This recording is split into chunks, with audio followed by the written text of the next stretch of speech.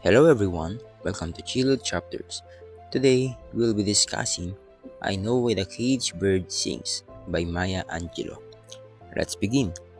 I Know Why the Caged Bird Sings is an autobiographical memoir that follows Maya Angelou's early life. The book recounts her experiences growing up in the segregated American South, facing racism, sexual abuse, and displacement. Despite these hardships, Maya develops a love for literature and language, which helps her find her voice and sense of identity. The memoir highlights their journey from the trauma and oppression toward self awareness and empowerment. And here's the analysis.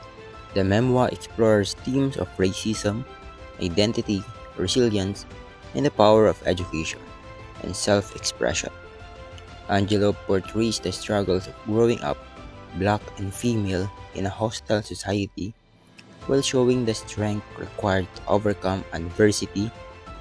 The caged bird metaphor represents the oppression faced by African Americans, while the desire to sing symbolizes hope, freedom, and self realization.